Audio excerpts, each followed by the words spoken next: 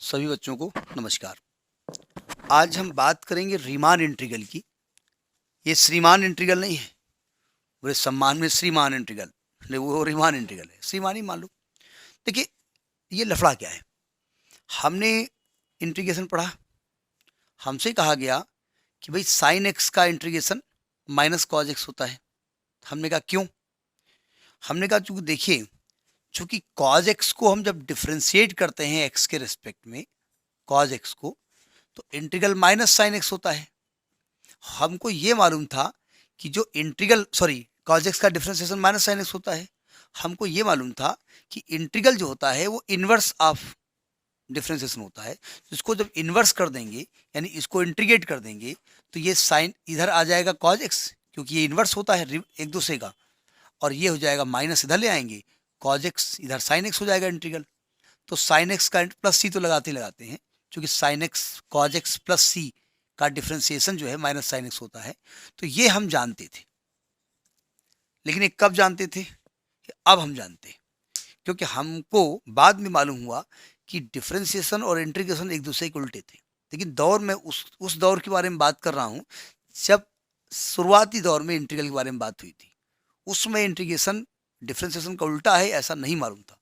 तो कैसे इंटीग्रेशन किया जाता था, कैसे उसकी वैल्यू निकाली जाती थी, उसका पर्पस क्या था, इसको सिखाने के लिए बहुत सारे मैथमेटिशियन ने काम किया। उनमें से एक नाम है रीमान साहब का। इसके बाद और भी नाम आएंगे, जब नाम आएंगे तब उसके बारे में बात करेंगे। अभी से अगर हम नाम लेंगे तो उनको हिचकी आने लगेंगी स्वर्ग में कि मेरा कोई नाम ले रहा है। अभी रीमान को ही आने दीजिए। तो रीमान इंटीग्रल करने के पहले, तो जैसा कि आप होता ना कि पिक्चर कोई शुरू होती है तो पहले बैकग्राउंड म्यूजिक बजता है। हॉरर होगी तो हॉरर म्यूजिक होगी, घोड़े दिखाई जाएंगे उसमें दौड़ते हुए, तो आइडिया लग जाती है क्या क्या इसमें है। तो इसमें कुछ बातें हैं, इसमें कुछ बातें तो आपकी सीक्वेंस की हैं कि क्लोज इंटरवल क्या होता है, ओपन इंटरवल क्या होता है, बाउंडेड क्या होता है, ठीक है, लोअर बाउंड क्या होता है, अपर बाउंड क्या होता है। ये सब सीक्वेंस में हमने पढ़ाया है, उसका वीडियो भी पड़ा हुआ है। अगर आपको टाइम मिले, नहीं टाइम तो निकालना ही पड़ेगा, तो वो आप हमारा वीडियो देख लीजिएगा। उसकी प्लेलिस्ट सीक्वेंस की अलग से पड़ी है आत्मा एकेडमी में, आप सर्च करोगे मिल जाएगी। हम इसके डिस्क्रिप्शन में उसको देने की जहमत नहीं उठाएंगे, क्योंकि वो अलग से पढ़ लीजिए, ठीक है। अब देखिए, हम रीमान इंटीग्रल के बैकग्राउंड म्यूजिक जहाँ से स्टार्ट होता है वहाँ से बात करते हैं। इसमें एक वर्ड आएगा पार्टीशन, एक आएगा वर्ड पार्टीशन। देखिए, अगर इसका शाब्दिक मतलब आप निकालें तो मालूम है कि एक कमरा है, उसके 10 पार्ट कर दो, कहीं में 10 पार्टीशन हो गए। वही यहाँ भी करना है। तो पार्टीशन यहाँ क्या होता है भाई? कोई भी मान लीजिए कि लेट एक क्लोज इंटरवल है ए कॉमा बी। अब इंटरवल के बारे में आप क्लास 11 से सीखते आ रहे हैं। क्लोज इंटरवल का मतलब होता है कि ए और बी के बीच के सभी नंबर्स लेने हैं, उसमें ए और बी को भी इंक्लूड करना है। इसको हमने फिलहाल, इस इंटरवल नाम है तो इसको आई मान लिया। हमने कहा एक क्लोज इंटरवल ए कॉमा बी है, ठीक है, और ये बाउंडेड है, इज बाउंडेड इन आर,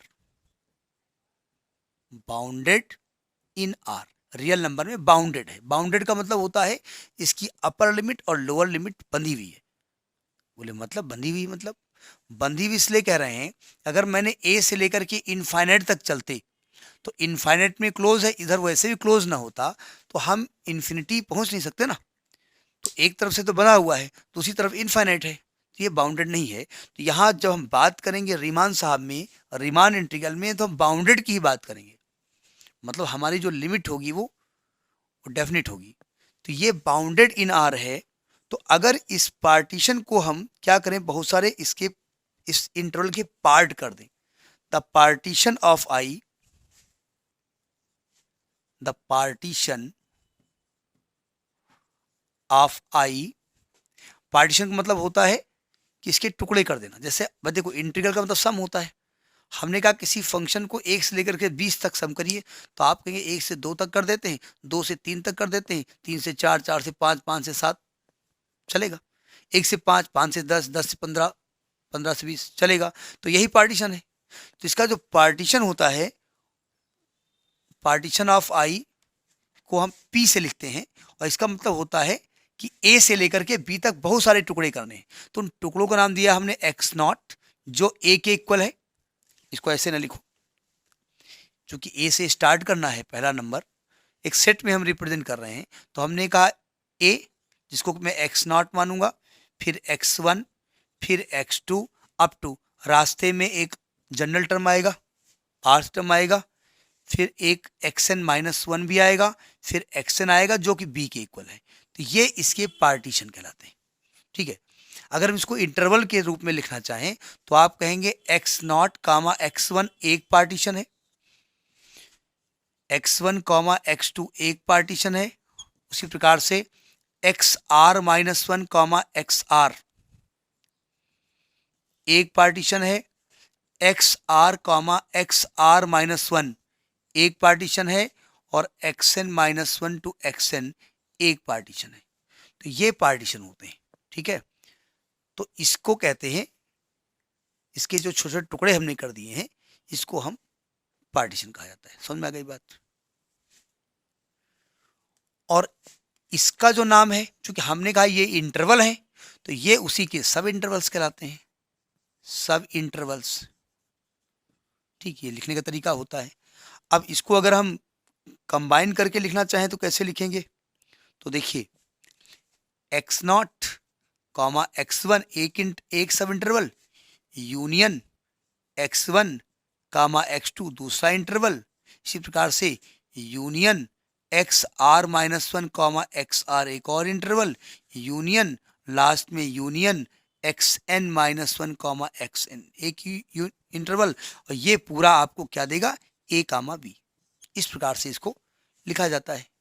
और अगर इसको जरा शॉर्ट में लिखने की कोशिश करें तो कैसे लिखेंगे? हम लिखेंगे xr-1, xr union r varying from 1 to n। तो r को 1 लिखेंगे तो x0 x1 आएगा, r को 2 लिखेंगे x1 x2 आएगा, r को 3 लिखेंगे, r को n लिखेंगे तो n-1 n आएगा। इस प्रकार से इसके लिखने का तरीका होता है। क्योंकि जनरल टर्म हम बार बार यूज करेंगे इसलिए ये कॉन्सेप्ट आपको याद होना चाहिए। ठीक है, देखिए और एक वर्ड है नॉर्म ऑफ पार्टीशन। देखिए एक बात ध्यान रखिएगा, इसमें नाम बहुत सारे अजीब हैं। मैथमेटिशियन जो है उनके भी नाम ठीक ठाक होंगे, AP वाजपेयी, सूर्यप्रकाश, और ऐसे नहीं होंगे, ठीक ठाक नाम होंगे। नॉर्म ऑफ पार्टीशन का पहले मतलब समझिएगा क्या होता है। अगर मैंने कहा कि सपोज एक इंटरवल दिया हमने a, b, और इसके हमने क्या किया, इट्स पार्टीशन, हमने इसका पार्टीशन लिया। मान लेते हैं इसके पार्टीशन ये ले रहे हैं हम, जो अभी हम बता चुके वही हम बता रहे हैं। xa is equal to x0 मान लिया, x1 मान लिया, x2 मान लिया, रास्ते में xr-1 आएगा, फिर xr आएगा, लास्ट में xn-1 आएगा और xn आएगा जो कि b के इक्वल है। हमने इसके पार्टीशन ले लिया। ठीक है, अब अगर हम इसके बहुत सारे इंटरवल्स हैं, x0 से x1 सब इंटरवल, x1 से x2 एक सब इंटरवल, x2 से x3 एक सब इंटरवल, तो इसका हमने एक आर्थ सब इंटरवल लिया द आर्थ सब इंटरवल बार बार यूज होगा, ध्यान रखिएगा। क्या लिखा जाएगा? xr-1 से xr, ये सब इंटरवल है तो जो इस इंटरवल की लेंथ होती है ना उसे नॉर्म कहा जाता है। ठीक है, लेंथ जो होती है, तो लेंथ आप निकालें, लेकिन केवल उसी को नॉर्म नहीं कहते हैं, ध्यान रखिएगा। अगर मैं निकालूं कि इसकी लेंथ कितनी है, लेंथ ऑफ आर्थ सब इंटरवल, आर्थ सब इंटरवल की लेंथ कितनी है, तो आप कहेंगे भाई xr में से xr-1 माइनस कर दो। वैसे 1 से 5 तक किया आपने तो 5-1 4 उसकी लेंथ हो गई, जो उसका साइज है। ठीक है, ये लेंथ कहलाती है। इस लेंथ को हम रिप्रेजेंट करते हैं डेल्टा से। Delta r is equal to xr-1 ये होगी। और r की वैल्यू कहाँ से कहाँ तक जाएगी? r की value greater r equal to 1 होगी, less r equal to n होगी। तो मान लिया आप इसमें बहुत सारे इंटरवल लिखे हैं आप, ठीक है, आपने इसमें 10 इंटरवल बनाए, हमने 15 बनाए, किसी ने 20 बनाए। ठीक है, तो हर एक इंटरवल का साइज होगा, तो जो मैक्सिमम साइज उसका लिया जाएगा, नहीं समझे? पहले समझिएगा,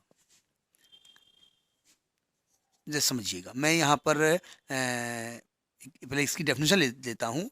नॉर्म का मतलब होता है कि द मैक्सिमम लेंथ ऑफ सब interval, the maximum length of सब interval of partition P, of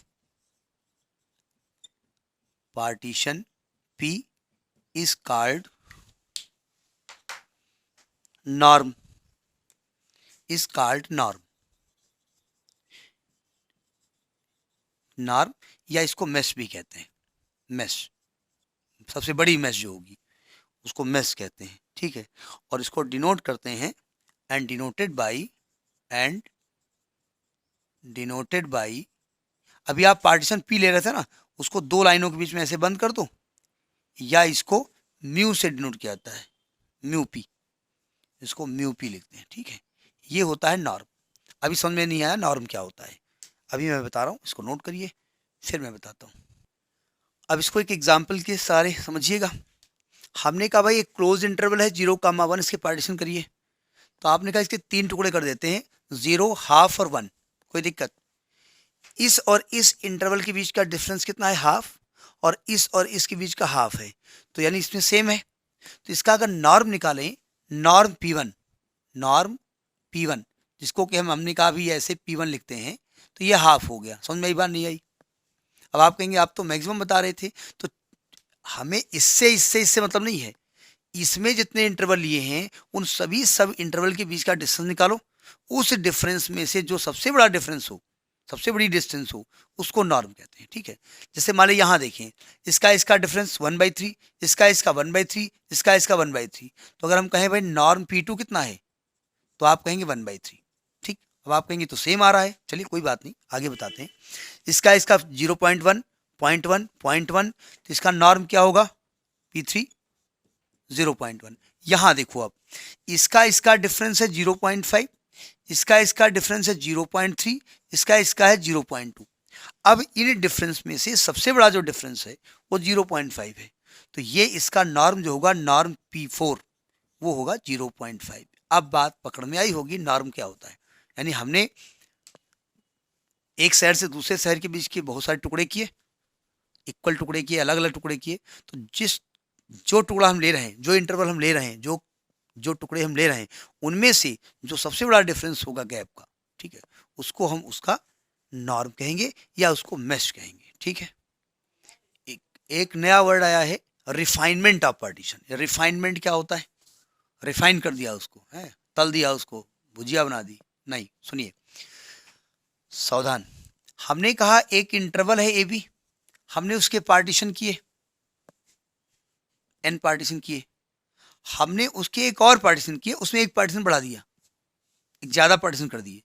तो ज्यादा पार्टीशन जो किया, अब सुनिए ध्यान से, पहले वाले में कम थे ना, दूसरे वाले में ज्यादा हो गए, इसके सब पार्टीशन इसमें थे ही, इसमें एक आध पार्टीशन बढ़ गए। तो हम कहेंगे अगर P सबसेट है P डैश का, तो जो P डैश बनाया है ना, उसको रिफाइनमेंट ऑफ P कहते हैं। मतलब P को रिफाइन कैसे किया, हमने कहा एक और टुकड़ा ऐसा कर दो। हमने 10 टुकड़े किए, 0 से 1 के 10 टुकड़े किए, इक्वल किए अनइक्वल किए, बात की बात है। तो 10 टुकड़े किए, वो तो पार्टीशन हो गया। हमने कहा ऐसा करते हैं, इसके एक और टुकड़ा कर दो, 11 टुकड़े कर दो। तो 11 टुकड़े वाला हो गया रिफाइनमेंट ऑफ P, क्योंकि उसमें एक टुकड़ा बढ़ गया, ठीक है। जैसे मान लिया मैंने एग्जाम्पल लिया, मैं इसी का एग्जाम्पल लेता हूँ कि मैं ये A, B का एक पार्टीशन लेता हूँ P। A को आपने माना x0, फिर x1, फिर x2 अप टू xn, जो कि B के इक्वल है, आपने P माना। आपने क्या किया, यही टुकड़े किए, x0, x1, x2, एक रास्ते में एक और टुकड़ा आपने बढ़ा दिया। इस साइन का नाम आप जानते हैं, एक्साई कहते हैं, एक्साई। और इस प्रकार से XR, जो भी आए करो, xn। तो हम कहेंगे P डैश जो आपने बनाया है वो रिफाइनमेंट ऑफ P है। इसका मतलब कुछ नहीं है, आपने जैसे समझिएगा 0 से 10 तक आपको सम करना है, आपने 0 से 1, 1 से 2, 2 से 3, 3 से 4 सम कर दिया। हमने कहा 0 से 1, 1 से 1.5, 1.5 से 2, एक पार्ट और बढ़ा दिया, तो जो बढ़ाया ना वो रिफाइनमेंट कहलाता है, ठीक है।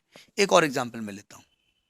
अब जैसे एक और एग्जाम्पल लिया मैंने, इंटरवल 0 से 1 है, हमने इसके टुकड़े किए 0, 0.2, 0.4, 0.6, 0.8 और 1, ठीक, एक पार्टीशन किया हमने क्या किया, 0.2, फिर बीच में 0.3 भी कर दिया, 0.4 कर दिया, 0.6 ऐसे कर दिया। तो ये आपका जो एक ये भी पार्टीशन है, पहले पार्टीशन से एक पार्टीशन बढ़ा दिया, तो हम कहेंगे पी डैश जो है इज रिफाइनमेंट ऑफ पी है, रिफाइनमेंट ऑफ पी है। समझ में आई बात? तो ये रीमान इंटीग्रल का एक बेसिक है, बेसिक अभी बहुत चलेंगे, टफ है बुक, बस कॉम्प्लिकेटेड है, समझ में आ जाएगा ये मैं गारंटी देता हूँ, नहीं वारंटी देता हूँ, आजकल गारंटी का जमाना नहीं, आजकल वारंटी होती है। Next in the next video, नमस्कार।